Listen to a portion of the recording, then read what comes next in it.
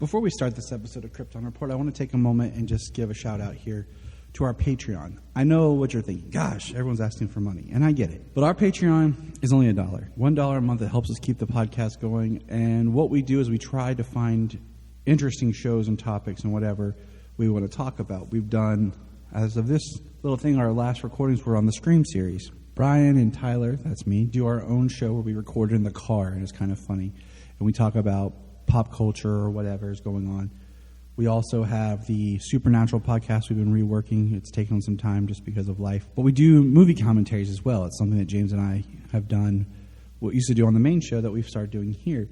So for $1 a month on our Patreon, you can get those shows. There's at least 4 a month. Also, there's my movie pitch show that I do. But also, what we want is if you're a Patreon, you can come on. You can come on the main show if you want. Or if there's something you want to come on and talk about, we can do it as a Patreon special. So all I want is for $1 a month, think about chipping in, joining our Patreon, and you have a voice to be part of things. Follow the link in the link tree or in the show notes below, patreon.com/KryptonReport. Part of the Press Play Podcast Network. Look up in the sky. It's a bird. It's a plane. This is Jason J. Lewis, the voice of Superman on Justice League Action. This is Mark Wade, writer of Superman Birthright. You're listening to the Krypton Report.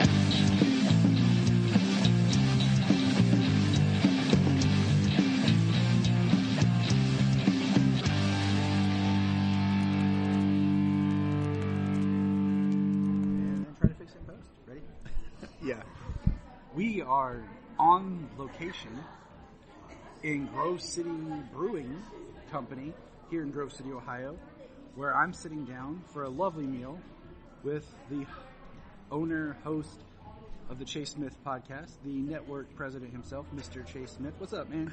What's up, JTP? How you doing, bro? Good. This was a nice outing that we have, and we thought it'd be kind of fun to record a little something here because much like the conversations that I have with Brian, it's like every time you and I talk, it's always a good conversation. Always incredible. We always end up talking about Batman, movies, comics, family, faith, all types of stuff, man. So all rolled into one giant. I mean, you can just mic us constantly. You know they do reality TV shows. It's like reality podcasts. It's constantly mic'd. Yeah, and 24 hours a day. We also always end up talking about our time at the 612 at Rennick, one of the Rennick 5, and I just imagine if there was, like, that was very much a reality TV experience, I felt like.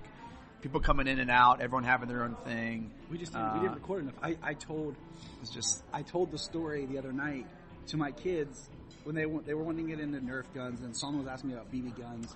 When you got shot with that airsoft gun? I told them about that, and I told them about how, what's his face?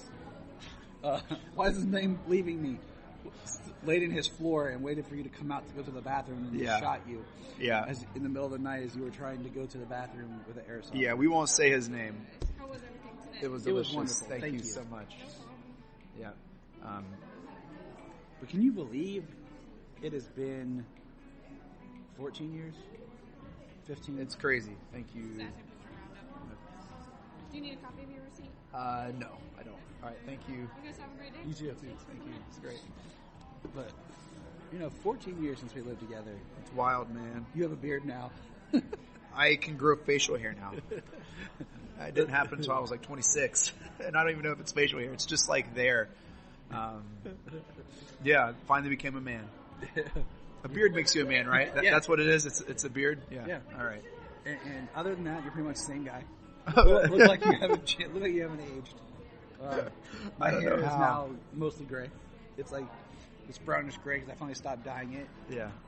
So once a year, we should just get all the guys together and live a weekend together just to recapture that magic. Just to see how it is and to see. It's like an escape from our wives. But then we just go back to our wives like, I love living with you. No, man, it was a great time. That was a decade and a half ago, man, and a lot's changed.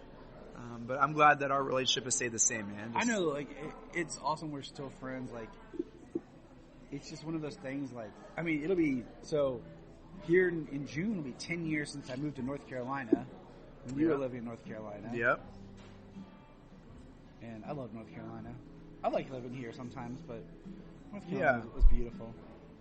Yeah, there are beautiful parts of North Carolina. We were, that season of our life happened, and we were grateful for that time. We feel that way about Chicago. Like, I think, like, we love Chicago, and we love the people of Chicago. We love the people of North Carolina too. But it just, Chicago was great, man. But we're happy to be here in Columbus. Like you said, living a season of your life.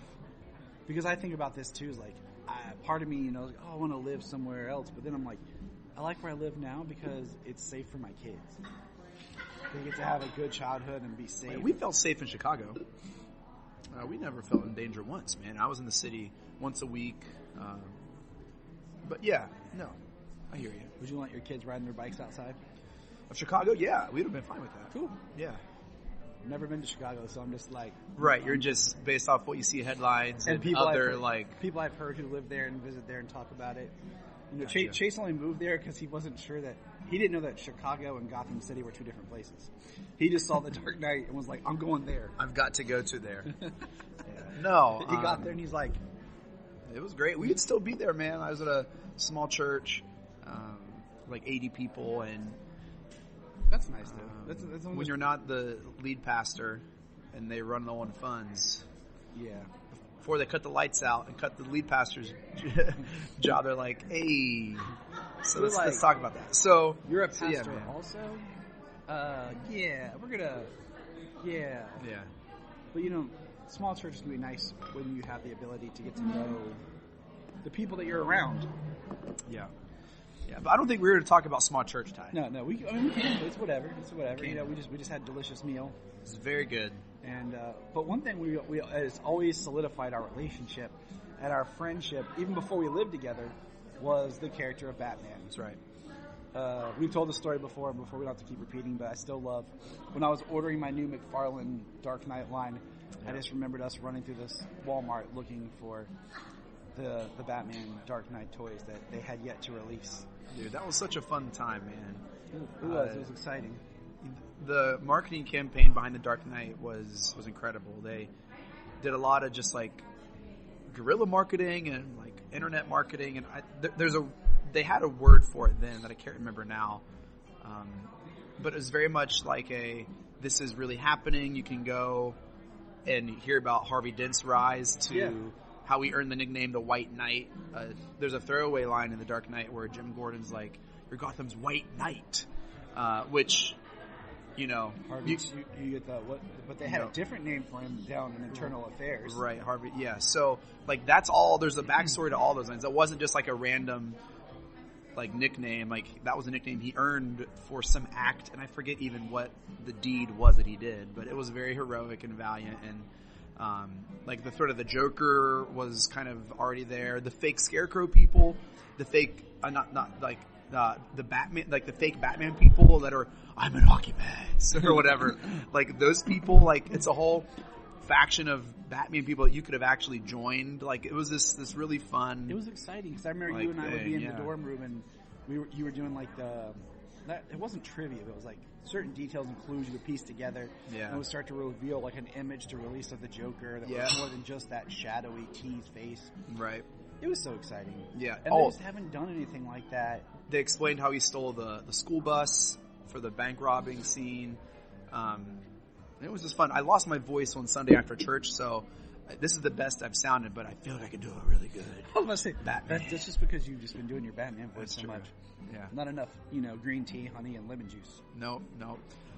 But then when the Batman came out, Ty, this again kind of just continued our love for Batman. About a year ago, it was a very big movie in our Batman life came out. And so we've just sat down like, okay, we're going to hang out. It's been a year. Chase is a very intelligent movie person. I don't say that to... I don't agree, but I thank you. But I say that in the sense, like, you can say, hey, man, what do you want to see in a sequel? And they'll just say, like, 1 or 2 points, but Chase can actually, form a coherent story and thought. We talked about before when we pitched each other ideas and we continued the Dark Knight series. Right. So my thought is, all we know is that Matt Reeves right now is gearing up to start shooting the Batman Part 2. Uh-huh. And we know they just started shooting the Penguin series. Right. Which HBO won't confirm that Robert Pattinson's Batman will or will not be in the sequel, he's going to be in the Penguin. Well, That's going to happen. I read something interesting that I haven't dug into enough, but it was some sort of contract, something with the rights that he may not be able to appear as Batman, but he could appear as Bruce Wayne. I saw that. That was debunked by James Gunn on Twitter yesterday. Okay, cool. Just yesterday. I have not been on Twitter too much. Yeah, because he just replied, not true. And that's all he did. And that is one thing I have loved about James Gunn taking over. Yeah. Is he is so much of the crap that we have went through as DC fans of rumor this, rumor that. He gets on there and he'll flat out be like, no. So then, of course, Robert Pattinson as Batman will be there. Yeah. Christina Milioti, I think is how you pronounce it. She's signed on as Sophia Falcone, which is Falcone's daughter. She wasn't in the Batman, but she's signed on to play Sophia, which is a huge character from the Long Halloween comic, graphic novel. One of our sentimental favorite. It also connects us on a deeper level. And so I think it's going to be great. Colin Farrell's Penguin was incredible. It was, he dominated every scene he was in. And he was one of the best parts of the Batman. And so I'm pumped to see that. I'm pumped to get more into the Gotham City Police Department. And Batman is going to be, it's going to be in it. Oh, I don't expect him to be huge, but I'm at least an episode or something is like a scene. Like I don't expect him to be. It's going to be like focus. Boba Fett in The Mandalorian. Like you're going to have, like the Book of Boba Fett was about Boba Fett, but then there were like 2 episodes where it was just like, no, we're going to shoehorn in 2 episodes of The Mandalorian and just not even thinking about Boba Fett. I bet we get maybe if not an entire Bruce Wayne backstory more. I just think it's going to happen. How can you not? It would be dumb not to have his Batman in. And I like. We're also getting Clancy Brown as Maroni. Okay. So there's another one of just and I have a feeling by the end of the Penguin series there will be no more Maroni or Falcone family, as the Penguin will make sure that he is in charge. This is his his rise to power. So I'm excited about that but you know what I've realized, like we were talking before we started to record, maybe we shouldn't have, but we did anyways, is I've watched the Batman about 4 times. Yeah. And I feel like each time I watch it, I have a greater appreciation for what they did. It's not my favorite. There's a few things I wish had been done differently, but I respect what they were doing. And as serious and dark and gritty it is, there's also this weird, playful tone where it feels almost too gritty. Yeah. Where, like, The Dark Knight, I felt like, is you and I could go outside right now and film something, and it would fit that tone. But the Batman is so dark and gritty and noir that I feel like it's almost like you could do some of these crazier villains. Like, I know people keep saying they want to see Mr. Freeze. And we're talking sequel. And I'm like, I could see that. Yeah. I don't know why. So I think one of the things we mentioned, the cinematography of the Batman is incredible. And got snubbed at the Oscars for not being nominated. It's shocking that it wasn't nominated, but I appreciate it more just with pictures rather than appreciating it in the moment. Like when you see these stills of Batman leading them through a flooded Madison Square Garden with a light, or him and Selena Kyle on a rooftop, or whatever else, like you're like, wow, like that does look really, really cool. But in the moment, I feel like it tried really, really, really too hard. And one of the experiences, the second time I had watching it was I watched it with Leslie, who fell asleep. But where she fell asleep and where we stopped it conveniently broke up the movie into like 4 or 5 40, 50-minute segments, which, I mean, Ty, to be honest, was incredible because it took us through about the first victim right before, right where the politician was kidnapped. So you don't really see like the whole like courtroom chapel scene when his head explodes and Batman gets knocked out. But it kind of made like these 40, 50-minute episodes kind of a lot like what prestige TV is right now, like The Last of Us that HBO does, like all these shows. And it was I kind of enjoyed it because I found myself looking forward to, I can't wait for the the Batmobile chase scene. I can't wait for Alfred's gonna also explode or whatever, and like it just created these really fun moments where they were like, in my experience, it broke it down so it wasn't this 3-hour long like marathon, and it was interesting. I appreciated it. The more I look back on it, the more I appreciate it. In the moment, it was hard to like, for some reason. I don't know why it was so hard for me to enjoy it the first time. I'll tell you why. Like, because it was different. Much like when I first saw Batman Begins, I liked it, but I didn't love it. I was like, oh, okay. This is different. It's not kind of what you... And then when it came out, I bought it. I watched it again. And then since then, like, it's my favorite Batman movie. Yeah. Like, I don't think it's not the best movie. Right. But it's my favorite Batman movie. Yeah. And I think it just grew on me because you understood the film and you kind of saw where they were. We're like, we're going to do something different. Yeah. And that's why I think, the Batman, it's got a few flaws to it as far as like storytelling and plot, but I think one of the reasons why I didn't like it was, and I know Robert Pattinson hasn't fully developed the Bruce Wayne character yet. Agreed. But I wanted to see more of a change in like movie character, not his person, but like I didn't want to see a dark and emotional and a like brooding Bruce Wayne. I wanted to see the playboy philanthropist who is comfortable in that world, and then like if I would have seen Bruce Wayne, like you could pretty easily say, wait, all right, what's this guy doing? Is he okay? Does he need help? Which leads me to the sequel. Let's do it. What is your thoughts and pitches for a sequel? I think we're going to be introduced to a mental health counselor or therapist for Bruce Wayne. I think it's going to be Hugo Strange. Always back to that. We got the that is us right there. But I think with not only where everyone is today with the emphasis on mental health, I just think with what we saw where Bruce Wayne was in the Batman, I think it would make sense. And maybe he's not the villain. Maybe he's just introduced as Hugo Strange. I totally think he's having him there as that seeding characters and building the world. Yeah. Where he doesn't have to be the main villain. He can just exist. 3-4 films from now, I think would be an awesome like turn and would crush Batman. Because he would be building the psychological profile. He would piece it together and then have the way to attack Batman in a way that no other character ever has. Right. So again, that wouldn't be the plot. I think that would just be a point of the sequel. I think the mayor is going to play a big part. And I don't know how or what they're going to do with her. She was shot. But she seems pretty bold, and I think she's going to be, I don't know if it's like a love interest with Bruce Wayne. I'm not sure what they're going to do with her, but I think she's going to have a major role moving forward.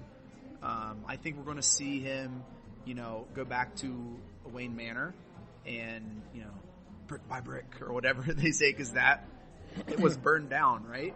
It was like, it's just like vacant. It's vacant and it's now just a drug den. So I definitely see a plot thread of him reestablishing Wayne Manor and doing something with it. Maybe reestablishing the school or the home. And maybe that is done through a book or a novel, kind of like they did with this movie, like the prequel novel. Did you read it? I did. It was great. Too. Yeah, it was fun. It talked about how he kind of made his suit and made the Batmobile and did street races. And have you read any of the Paul Dano written Riddler Year One story? No. Really Is it a book or a graphic novel? It's a ongoing like bi-monthly series. Yeah, it's 2 issues in, and I will say like it's really good. Like sometimes you read like movie tie-in comics and it's like this really helps you understand this character. So this is canon for the Batman, and it takes place before the events of the Batman. Okay, all right. Which he's in the novel as well. Yeah, he is. Yeah, so. Yeah, but again, I still don't know if that's like the main like plot theme. I do think we will see Kerrigan's Joker. I don't think he'll be. I still think he'll be in Arkham. I agree. I don't think they'll break him out yet. I think they're going to be establishing a lot of these rogues that we all come to know. I don't think we'll see Catwoman in the sequel. I think she will come back. I agree. I don't think in this one. And so all of a sudden you start to see like. And maybe it's a Harvey Dent. I want my like adding to what you're saying because I'm agreeing with what you're saying. I want Harvey Dent to show up in this movie, but I don't want Two-Face. Yeah. Two-Face is my favorite Batman villain. Yeah. But I'm saying you have Harvey Dent show up and just be Harvey Dent with no rush. Like, build this world. You know, you've planted seeds in this. You know, I think the Dark Knight trilogy is kind of like the Star Wars trilogy, where they plotted and planned so perfectly on how to evolve the story that you can't help but see parallels if you're going to do it again. Yeah. And maybe we're overthinking it. Maybe the Penguin is the big bad for number 2. Like, he wasn't really much of a... I mean... but especially if they're making this prequel show where he is, like, going to be, like, showing how dangerous and how powerful he is, why not make, like, this... I like the idea that Penguin is that he's that crime boss, but he's just kind of out of reach. Yeah. But I like the idea, like, with this sequel, it's the rise of the supervillain. It's always great to flesh out the mob and then bring in the supervillains. And as far as main antagonist, part of me, I say this, but I'm also afraid, pun intended, of what Matt Reeves would do if he had the Scarecrow. Yeah. Because he already made things dark. And I mean, his Joker look was teased. He looked like he just fell in acid. And I hope, like, he heals up some, because I really don't want grotesque Joker. Yeah. Because I feel like that's too Heath Ledger-y. Is that a word? But what I'm thinking is, I would love to see the Scarecrow as the main antagonist. Interesting. A lot of people are gunning for a Mr. Freeze, but you know, I can see that. I could see Matt Reeves making that work. Mr. Freeze, that'd be awesome. That'd be dope. I'd be down for that. It would be just so different. It'd be redeeming Mr. Freeze. But what I could see is the Batman Part 3, because Matt Reeves has expressed his idea to do a trilogy, being almost a similar vibe to... He's a huge fan of Batman 66 and Batman the movie, where he's built his rogues gallery. Yeah. And then they come together. And they're all together in the last movie. Like, I want to see Paul Dano back as Riddler in Arkham in the second one. Like, I want a shot of, like, in Arkham, we see, you know, Paul Dano's the Riddler, we see the Joker, and you have this kind of fire building that either at the end of the film they break out or the next movie. I think the end of the film breakout would be the best, and then you start the next movie as, like, dude, all of them are out and you know what would be really cool? Together. We haven't seen like a Clayface antagonist where this person's disfigured and he uses makeup to like change his appearance, and all of a sudden he's out in the public as someone else, and then it would not be difficult. I think that'd be cool, man, because that's a really cool, like, so many of this. And you go back to like the animated series, right? Like Mr. Freeze, Harley Quinn. A lot of these like foundational Batman legacy are from like these this incredible animated series. That's where they were really cultivated into culture, you know, like. And so you have this Clayface person. I think that'd be a really cool. Maybe he's also a client of Hugo Strange. See, I think Clayface would be great because I don't really want to see like Victor Zsasz, but like have Clayface as kind of like he could be a big donor for the because he's an actor and like the most famous is. The most famous version is the Matt Hagen actor version. Make him a big donor for the governor. Make him like with Bruce Wayne. Like build that up, and then you know have some inciting incident where maybe he gets disfigured and he resorts to some crazy bio like makeup that can fix him because he has to keep appearances up, and all of a sudden it's like addictive and it like deforms him more, and then he like that would be neat where. The makeup itself is what's disfiguring him. Yeah. So the more he's using it, the more it's actually disfiguring him. Yeah. And then even the Penguin's like, hey, I'm not getting that, right? Like the Penguin obviously would need it because he's, but like I could just see like. There's a lot of interesting things. Now, do you think you could find a way to do like a Tommy Elliott story? Because I feel like Hush is such an interesting storyline. I love Hush. And the thing about Hush is you have Hush the person, which is Tommy Elliott, but then you have Hush the mastermind, which is the Riddler. You know, so it's like, and we've had Riddler as a mastermind, but could you imagine doing something like a Hush storyline? Yeah. So where the Riddler's orchestrating it from inside Arkham. Well, no, I think because we have like a Batman movie outlined. Yeah, it's called Batman Legacy, where there's a Hugo Strange who thinks he has Batman figured out. We did that back in 2013. But 12, he like goes on like air, somehow eventually goes on like TV to say that Bruce Wayne's Batman because he has Batman on TV. But then Thomas Elliott shows up as Bruce Wayne because of his like tormented, like his whole backstory, in which anyway, so I hope they don't combine the Riddler as Hush, because I think Thomas Elliott's backstory is incredible, and I think it'd make for an awesome movie. I don't think he's mainstream enough. That's why I feel like if you could do him as a character, I feel like that's the one issue with doing a Batman film, is you always want to have the big villains. And you know, like Batman Begins was sold on Batman and his origin. Yeah. And we had Scarecrow and Ra's al Ghul as villains. Yeah. But then the sequels are sold so much on who the big bad is. Yeah. So, dude, I've talked myself into a Clayface sequel. I'm here for it. I'm not against it. You know, I think Clayface would be a very interesting addition. The Penguin's got to give him the name Clayface. Like, it's not going to be Batman. It's got to be like somehow they talk about what he can get on the street. Like maybe he runs out of the makeup and he's like, "Hey, what do you hear?" Maybe it's like that. Well, they call him like, remember like you have the drug that drops? Yeah. Drop heads. So he's like, "Well, you like some sort of Clayface?" Yeah. You know, like, what do I use as a Clayface? But yeah, maybe that drug is in like the makeup, and that's what like it all could work. I mean, yeah. It's, you know, and the one thing I will say, it gives him strength, and then you have Bane. Make Clayface Bane. I don't want to see Bane on screen anymore. I need a break from Bane, and if they do bring back Bane, I need like just give me comic accurate Bane. Yeah.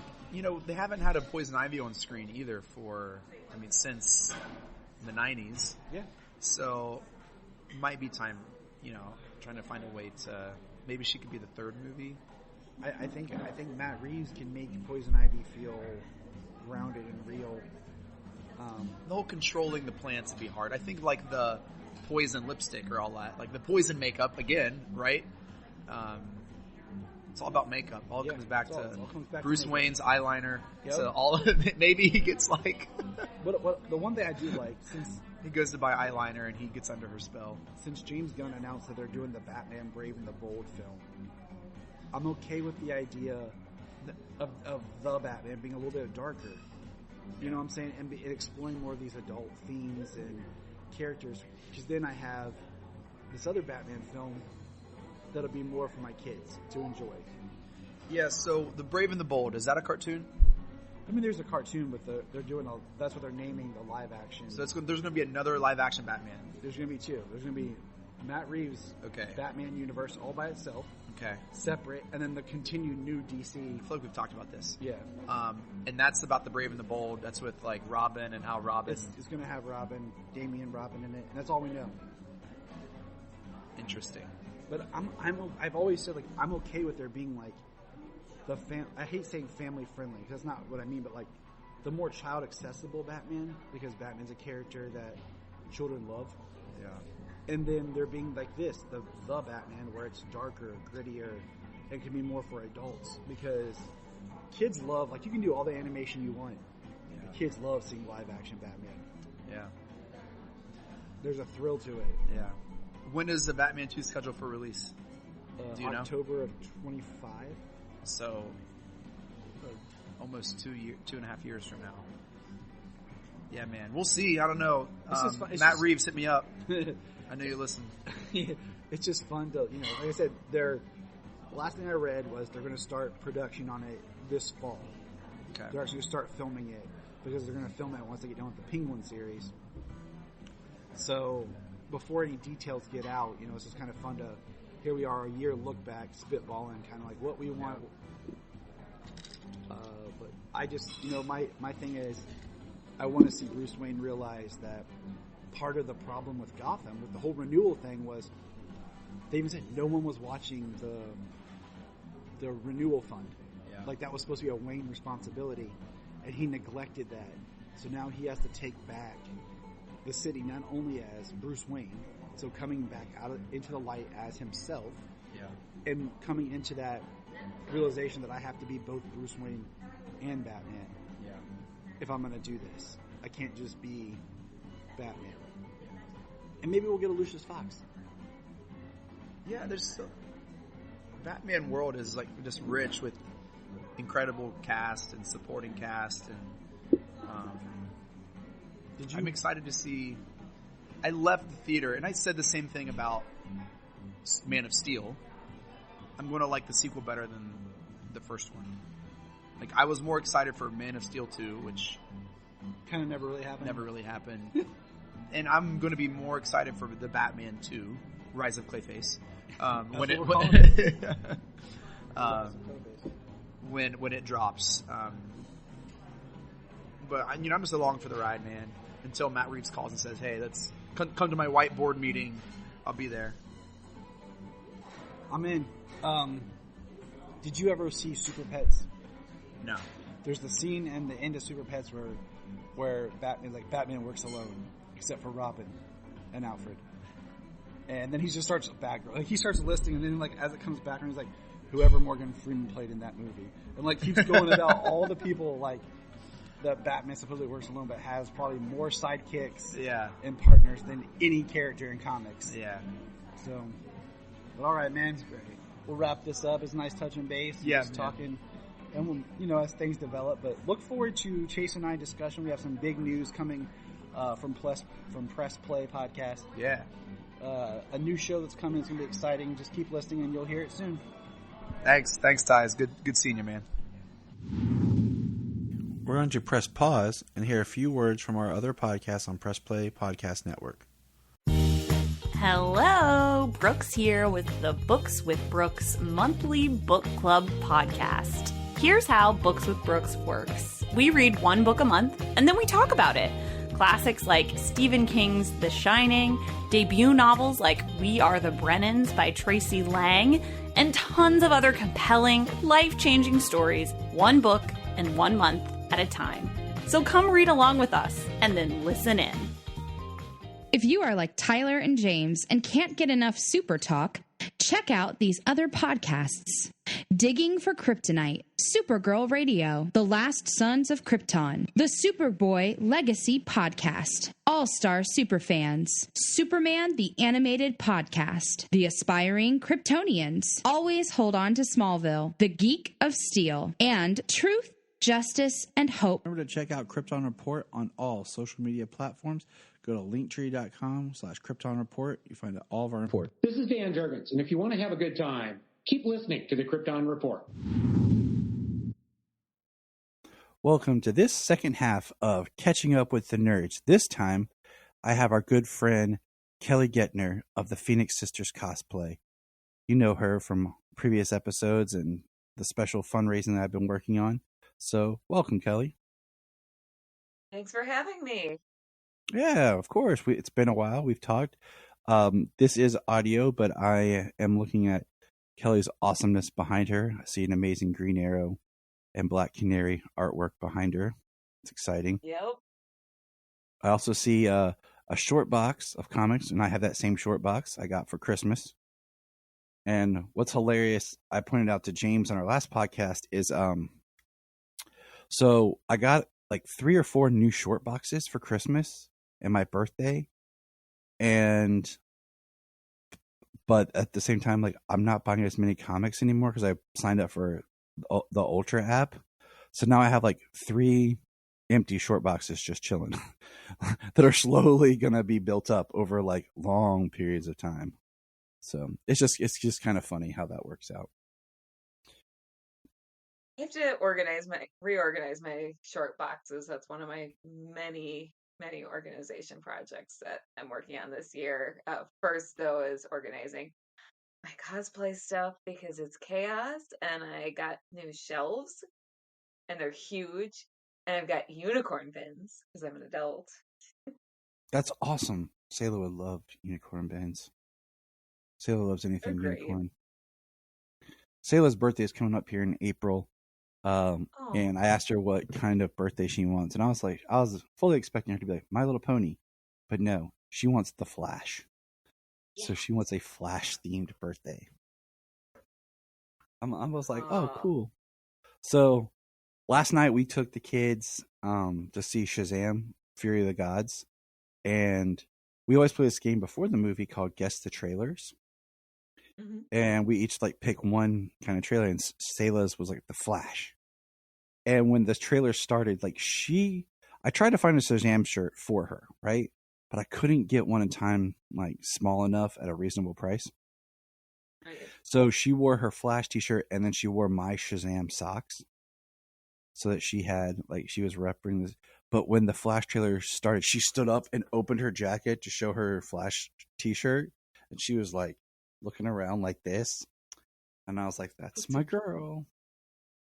So it was adorable. You're doing something right. You're doing a lot of things right, but you're definitely parenting right.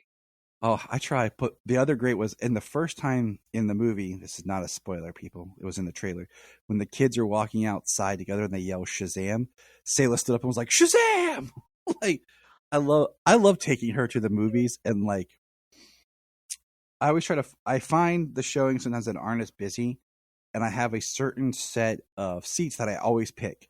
They're on the left side, but they're the raised seats, but they're right above the entranceway.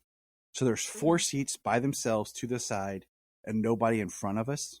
So I can put Sayla in the corner up against the wall, and there's usually no one behind us. So if she moves around, we're not bothering anybody. So. Oh, that's smart. But so yeah, was the movie good? Oh, it was awesome.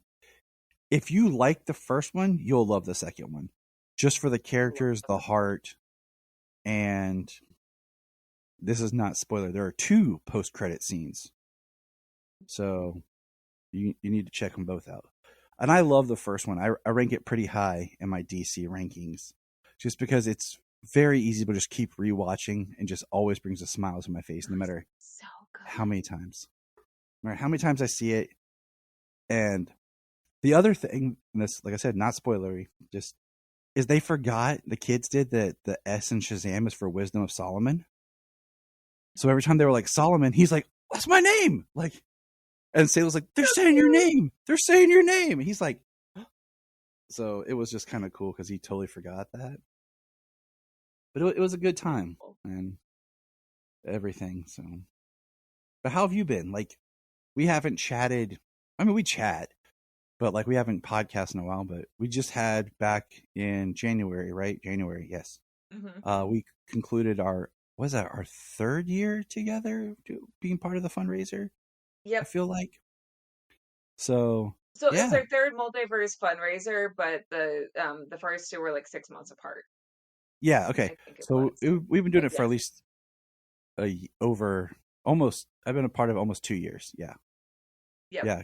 And you have been a crucial part. You are a very good interviewer. You're also a very good panel host. I really appreciate having you on the team. So thank you for that. This year was really good. We had amazing celebrities. Our panels were just top notch. Like, it really is a convention you can attend from your couch. And I mean, we even had the celebrities complimenting our panels, our fan-run panels. So I feel like each year we're getting more and more professional, building up a better system, a better way of doing things. Like you said, the guests. And what's fun is, it is streamed live on YouTube and through one continual like feed. And what's great is I've done it before where I've watched on my computer when I've interacted, but if there was like a panel I didn't know about, I turned it on YouTube, like in my bedroom while I was folding laundry and stuff. So I still got to watch and, interviews. I'm trying to remember who was it. It was you. I think it was you, Willow, and somebody else interviewing somebody last year. I can't remember. It all runs together after a while. And I was just watching as I was folding laundry, like, that's cool. That's cool. But yeah, it's always so many good. And it's always for a good cause. We always find a good cause for why we raise money, and that's the core of what we do. It's a way of giving back, and in the process, getting to enjoy meeting and talking with celebrities and people that we want to talk to and have a connection with. So I agree. Yeah, this year was the John Ritter Foundation for Aortic Health. And first of all, I learned a lot about aortic health. Yep, me too. Which was great, and also great to help educate, because that's part of what the John Ritter Foundation is about. And also, just we did raise a lot of money, which, we raised almost $2,000, I believe. I would have to double check that, but which is pretty good considering this is only our third year doing this, and pretty exciting. So yeah, like you said, every time we do this, we get better and more professional and more polished, and I'm super proud of our team. All right. So what we're going to do now is we're going to speculate a little bit. Who is a dream guest that you'd like to have on? Oh, Henry Cavill. Yeah, I could see that. If you're out there, Henry, call me. I would say, yeah, that would be awesome. Let's see. I would love, I'll say this. I would love to talk more with Brandon Routh. Yeah, like, I would love Brandon Routh to be on there, because I got to meet him this past September, and it was really quick. And I said one thing to him that I could genuinely tell sparked an interest in him that I would have liked to have been able to talk more about with him. It was about how Superman Returns, if you like the movie or whatever, we won't have to get that, but like, I needed that Superman at that time in my life, and how much his portrayal affected me. Mm-hmm. And that's why, like, when, like, a lot of times when I like to use the Superman symbol in promos and stuff, I choose that one because it's a personal symbol that really affected me at a time in my life where I needed it. And I would have liked to have been able to, like, just talk with him more about it and everything, because, I think it means a lot to him because of how things panned out with him and the role. So he's one. Tim Daly, because that would then round out getting to talk to my top 3 favorite Superman voices, because you and I have done George Newbern. And he was great. Yes, it was. And I did Jason J. Lewis twice. And what's ironic is I'm listening to an audiobook right now, just reinforcing different mental pathways of screenwriting. And the book is narrated by George Newbern. So I feel like I'm getting a lecture on screenwriting from Superman himself. That's what I picture in my head as I'm listening to this book. As I picture Superman, like, talking to me like I'm in the Hall of Justice, and I'm sitting there and he's like having a conversation with me. Like, Tyler, listen to this. And I'm like, yes, sir. So, yeah. And because when we talked to George Newbern, that was the bulk of what the work he's doing now is audiobook narration. Yeah. And he talked about how it's something he learned how to record and edit and do from home. And it's been a big thing, because that time was like, that was like, what, 2021 when we did that. Mm-hmm. It was right before I moved, because I remember our house was all disheveled and everything. So it was interesting. Yeah, good times. Such good times. Let's see here. So what have you been into? Like, I know, like, I of course, I'm a Patreon follower of your cosplay. So I see when you put up new photos, and they're always awesome. You guys do an amazing job with your costumes, and just, you always look like you're having fun. And I think that's what I really appreciate about your cosplay, is there's a genuine, just energy of fun that resonates. So just tell us about what's going on there. Definitely plug everything for people who don't know. And, what's new? Like, what are you looking into for this year? Because it's still early enough in the year to talk about what your 2023 plans are. Yeah, I've got some really fun plans. So, first of all, this year I am celebrating 15 years of being a cosplayer, which it's crazy to me. It's crazy that I took a wrong turn and ended up in Metropolis, and basically, the short version, was walking down the street during the festival, saw someone in costume, was like, I want to do that. And now 15 years later, I'm still doing that. It's wild. But it is weird how things work out. Like, I don't know if I've ever told you this story. Hold on, I'll tell you this just because you said that. I was listening to a podcast, it was at the time when I first started listening to podcasts and I was trying to find anything.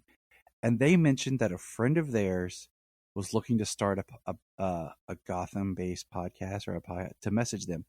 And I messaged that person. And it was Phil, who I started podcasting with back when I did Gotham and everything. Oh. But to this day, I don't remember the podcast. But what's weird is I'm not sure that the person they mentioned on the podcast was really Phil, or if it was divine intervention that guided me to meet Phil. It was a very interesting, because when I brought it up to him, he's like, I don't know who that would have been, because it wasn't a Southgate podcast. And I tried to go back and find that podcast that I was listening to. And I don't even think those people are around anymore, because it's just one of those really weird kind of like, I got to this place and I'm not really sure if how I got there was what I was going for, but it kind of curved me into it. So it's just one of those like, you know, like divine, I call it just divine intervention, you know, and just like you took a wrong turn and look where you ended up. Providence. Yeah. Exactly. It's great. It's beautiful. It's one of the beautiful things about life. And yeah, so 15 years. So in a week, a little under 2 weeks, I'm going to see 2E2 with Crayley. Oh. And We'll be looking for that. We'll be sharing your social got a lot posts. of plans.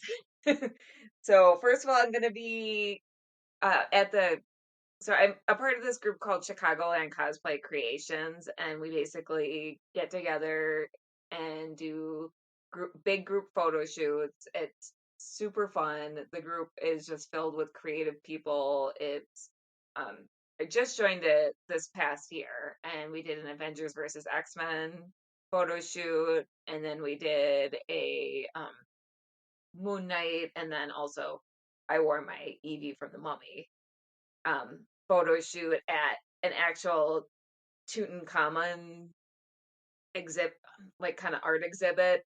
Mm-hmm. It was kind of like if you've ever been to the Inside Van Gogh exhibit, it was similar to that, where they're like flashing pictures on the walls.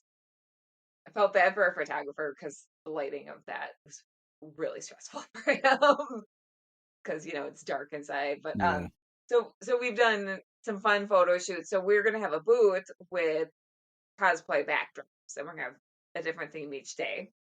So I'm gonna be working the booth a few hours on Saturday, a few hours on Sunday, and then I'm also gonna be doing story time with League of Enchantment. Sorry, trying to keep all my things that I'm involved in straight. So League of Enchantment is a charity group that I recently joined. That's exciting. Sounds like you're going to have a very exciting 2023. Yeah, it's busy. So I'll be Batgirl for their story time, and then Crayley and I are going to be I'll be doing my Evie again, and Crayley will be doing her gender swapped Rick O'Connell. That's cool. And okay. Speaking of Rick O'Connell. Yes. What is the actor's name that plays Rick O'Connell? Brendan Fraser. Yeah, why did, when I just saw a thing, he was like, my name is Brendan Fraser, like Razor. He's like, it's always been mispronounced. Why was the glass just shattered? I was like, I've been saying his name wrong all of these years. Yeah, a lot of people pronounce it Fraser. Yeah. And that's how I heard and just kind of stuck, and I've never really double checked. And Jania goes, it's Fraser. And she shows me the little clip of him talking, and I was like, holy crap, it is. It's just one of those things. This is a Mandela effect thing. Right. And that's what I was like, if there's anything that I feel like besides the Berenstein Bear thing, if there's any Mandela effect thing, because I found people who have proof of tapes and stuffed plush toys of Berenstein Bears with both spellings. The Berenstein Bears thing breaks my brain, y'all. Yes. Okay. So I was like, brain. We were actually about to watch the first two Mummy films with the kids, because I was like, you guys are old enough now. You'll enjoy them for what they are. and everything. So we are going to watch those with the kids sometime soon because they to hear are what they think. awesome. Those are just perfect films. Now, after C2E2, oh, go ahead. What I was going to say, what X-Men did you dress up as for your X-Men vs. Avengers? Rogue. I figured that's what it was, but I was going to let you tell, because maybe you did your Phoenix, or Emma Frost, or some of the ones that you guys have done. But Rogue, definitely, it's a good one. Yeah, I have a few. I'm working on a Pirate Kitty Pryde. If you have not seen Pirate Kitty Pryde, you need to look that up because that is a thing in comics, and I'm in love with it. So I was going to ask you, what are some new costumes that you're working on for this year? So just finished Hot Girl entirely. Ooh. Upgrading Batgirl. Let's see. Those are the two big ones. And then, so it's not costumes, but to celebrate my 15 years of cosplay, I am planning 2 really ambitious group photo shoots. So we're going to do a Gotham character photo shoot, and I'm going to be Black Canary. So I'm going to try to upgrade one of my Black Canary costumes. But the Gotham based photo shoot, or the Gotham character photo shoot, is going to be in Chicago in some of the shooting locations for the Dark Knight trilogy. Oh, there you go. That's awesome. It's really awesome. Really, yeah. Our group keeps getting bigger. It's huge. So it's gonna be so fun. And then we're gonna do the next. We're making a weekend of it. So then the next day is gonna be a Supernatural photo shoot in a wooded nature reserve area, the same place I did my Laura Croft shoot at. So it has it has an old building that's kind of broken down, that's really cool looking. It has woods. It's just awesome. We're gonna get fake blood. So I'll be Ellen from Supernatural. That was gonna be my question: is who you're gonna be? You'd be a great Ellen. I totally see that. Oh, you'd be a great Ellen. At one point in time, James, as anyone listens, James and I did start. We were going to do a monthly Supernatural podcast, and we've done 1 episode so far, thanks to our track record. Almost now is 1 a year, which is not what we wanted to do. It's just overloaded with life, and I hope to over the summer really kind of catch that back up. Kelly is one of the people that we are definitely going to have on the show at some point to talk Supernatural. Did you watch any of the Winchesters? I have not. I watched the pilot, Janine and I did, and I was like, the only way this show works is this is an alternate Earth. And then I decided, what they've established.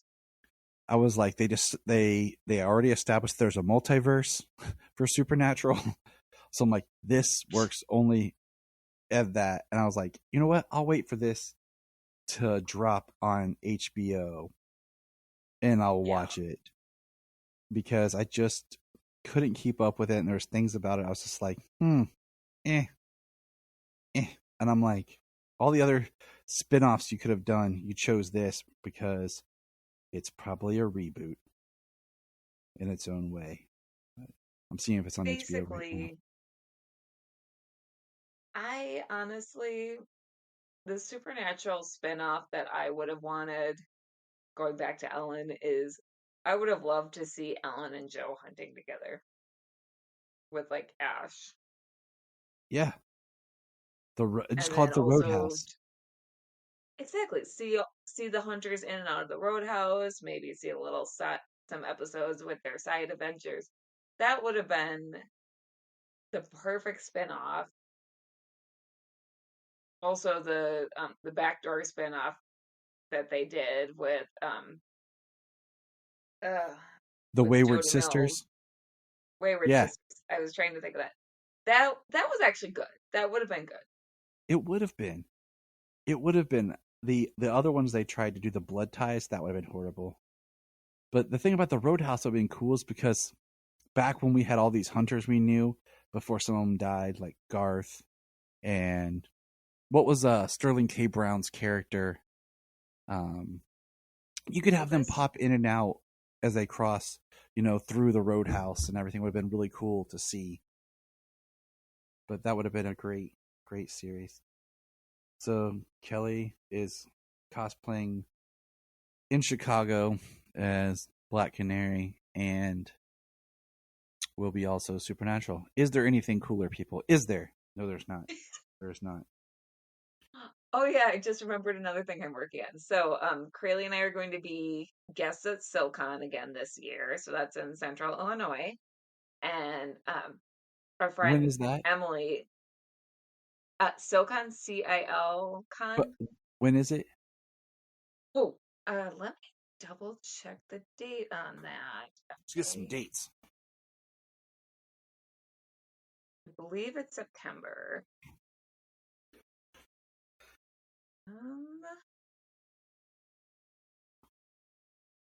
Well, that's 2023. It is early September. I know that. Okay. See, that's good. That's good. We need to get people to come visit you. Yeah. Okay. September 15th through 16th at Village Square Mall in Effingham, Illinois.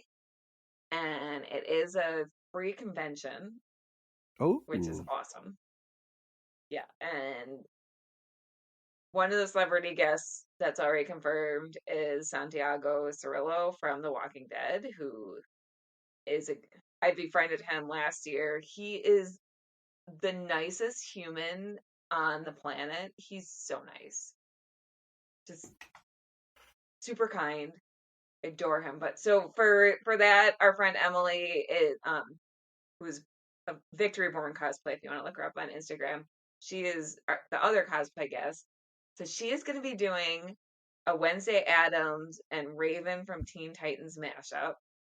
And to go with her, I'm going to be doing a Morticia and Zatanna mashup. And then Creeley is going to mash up. Is it Gwen that's Wednesday's roommate from the series? Yeah. Gwen and Starfire. It is Gwen, right? I know who you're talking about, the roommate. I love how werewolf. Wednesday the show was cool, but it was produced by Alan Miles, who did Smallville. And once I knew that, I was like, oh, I totally see the parallels. I was like, I know it. And all of a sudden, they made the Addams Family supernatural based, and I was like watching it with Jania, like the Addams Family were just regular people who were creepy and kooky. They weren't supernatural based, and now they're trying to put them supernatural, and I'm like, oh well. It was an interesting choice. It worked for the show, though. I really liked the show Wednesday as its own thing. I just hate that Christina Ricci was bad. It really bummed me out. Spoilers, but yes. I know, I was so bummed out because I loved her character. It's been out long enough, yeah. Yeah, it's not like we're one of those people, we just watched it yesterday and it just dropped yesterday and we're like, spoilers! It's been out since November. We're good. Yeah. And Gwendolyn Christie's character, oh, I know. She was great. She was so great, and it gutted me. I hope they find a way to bring her back somehow, because, supernatural. Yeah. Yeah, exactly. Exactly. Does anyone need to stay dead? No, there's a way. We'll find a way. Mm-hmm. But it was very strange that they gave them supernatural powers when they didn't need to. I don't know. Yeah, I agree with you. To me, it would have been interesting if she had went to this alternative school and it was very similar, but then they discovered there was like real supernatural elements, and it was kind of like they were starting to learn about it, and it wasn't like it was so already known and in your face. Yeah. But it is what it is. So Kelly, not only for being the amazing cosplayer she is, everybody, she's also an author. And I have one of her books that I'm reading. I'm just really slow at reading because I'm really behind on reading. Like I have a stack of like 4 books I'm working through, and I just can't get through because I have a lot of like had a lot of textbooks and reference material I keep reading as I'm working through certain things. So it's hard for me to find time to read like novels, which always kind of bums me out. But how is writing going? Do you have you worked on a new book? Tell them about your book so we can pitch it. Yes. So my author name, my pen name is Kelly Edwards, and my series is Forces of Nature. First book is Scorcher. Second book is Thin Ice. And writing's going really well.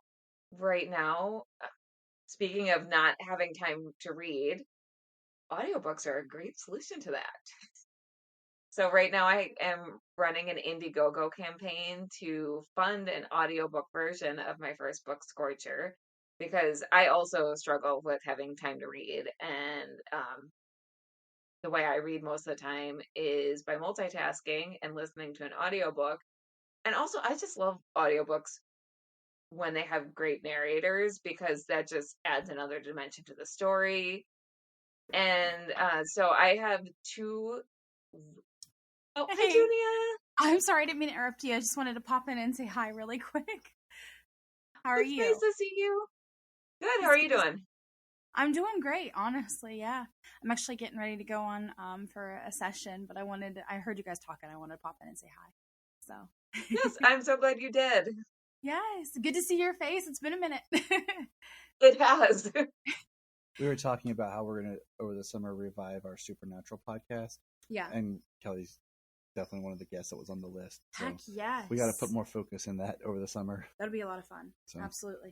I'll let you guys get back to it. Sorry. You're fine. Ladies and gentlemen, the Godfather. She sleeps 20 feet away.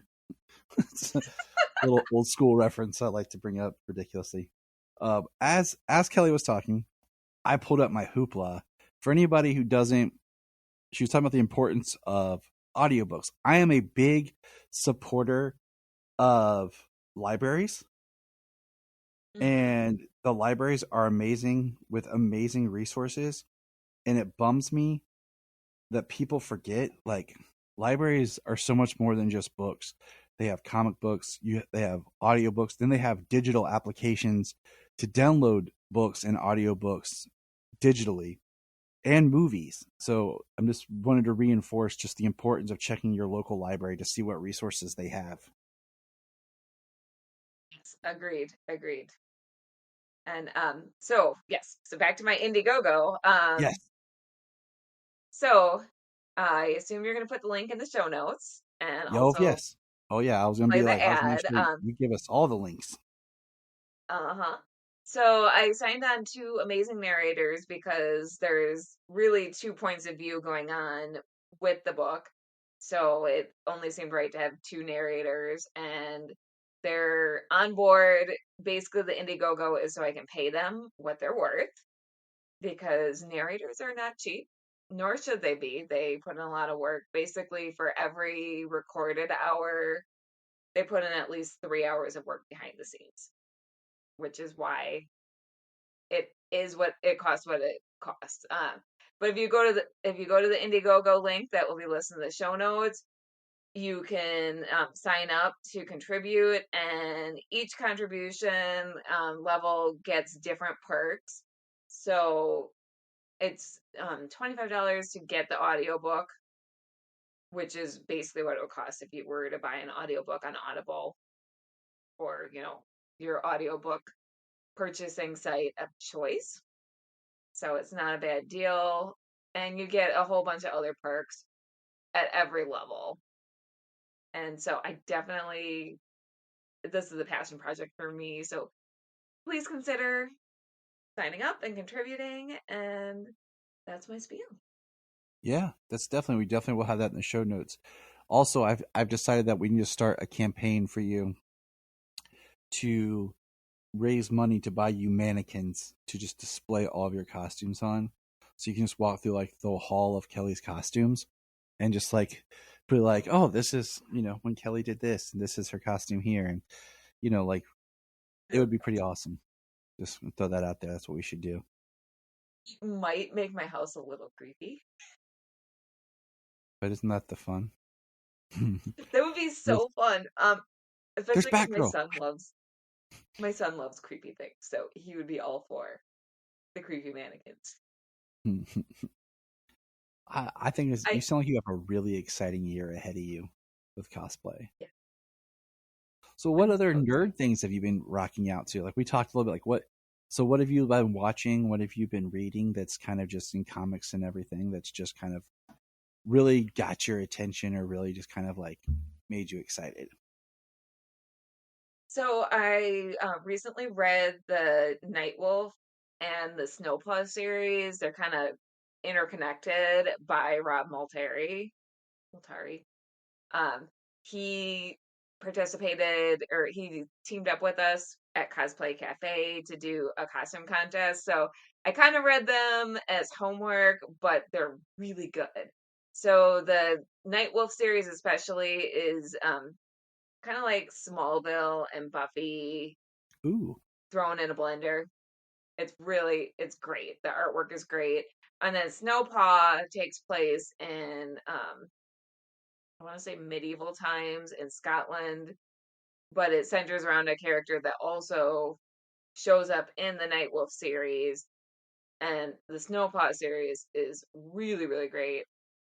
I kind of like the Snowpaw series even better than the Nightwolf series, but they're both fantastic. If you like werewolves, if you like vampires, you like supernatural elements. I'm slowly roasting my hand.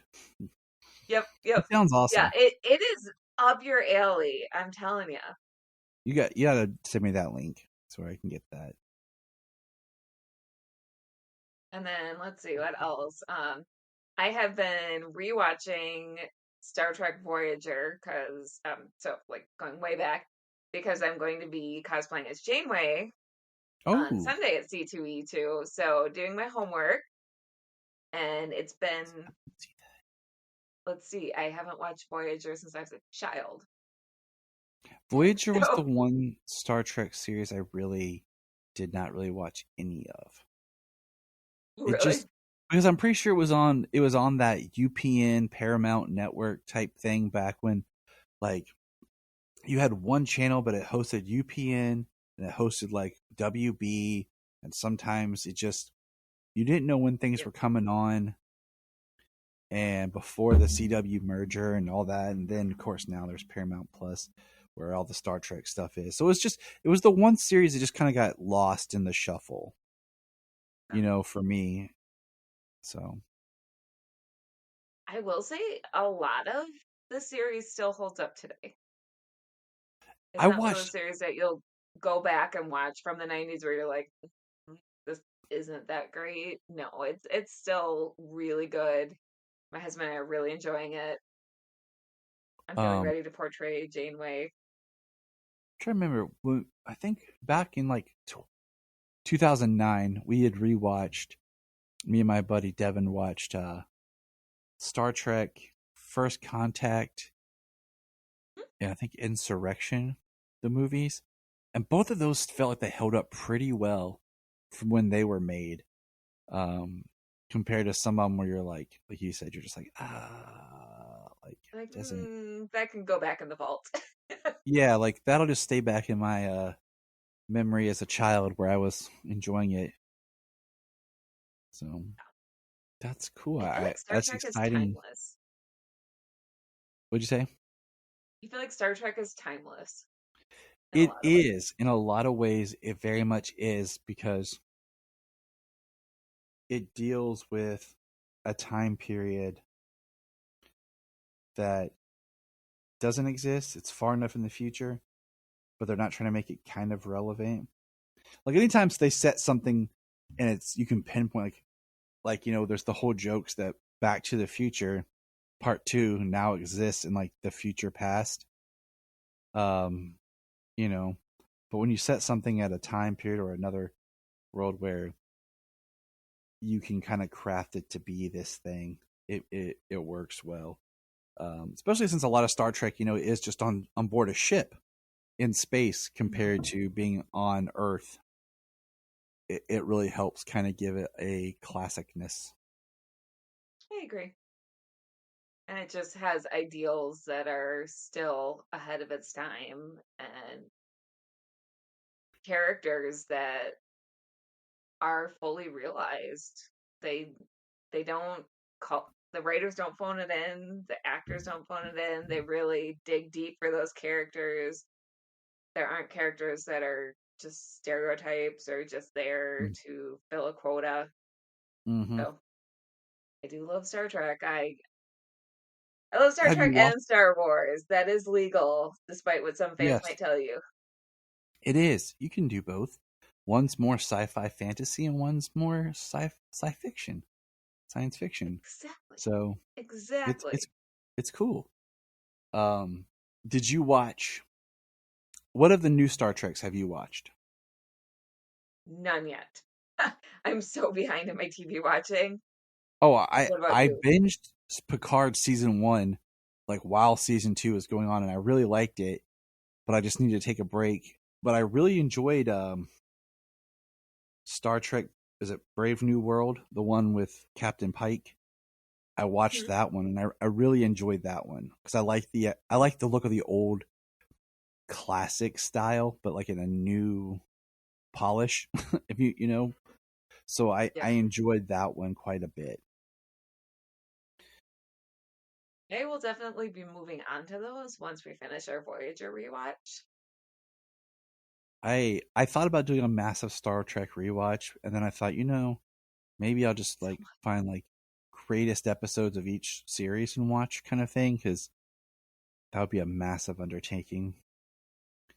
Maybe if I could find someone to partner with or something, like my one friend we were going to do a Doctor Who kind of deep dive rewatch thing, but then he just kept watching it so much without me that it was just like, because I like Doctor Who, but I just can't get like obsessively interested in it. Like, I like it, I can watch an episode, but I'm not compelled to be like a Whovian. Like, I'm not like, oh, I need to see this, I need to watch this, I need to That's how I dive feel deeper. too. And some Like, episodes are better than others for Doctor Who. yeah, like they're so I mean I would like to watch more of it, but just not. I don't want to do it by myself. I feel that. So, but we're just catching up with Kel. That's what I'm going to call this segment. It should become a monthly segment. Catching up with Kel. I like It'll it. be funny. Yeah. It's catchy. So, Pun intended. as we kind of wrap up here shortly, because we could go on forever, and we don't want to bore people.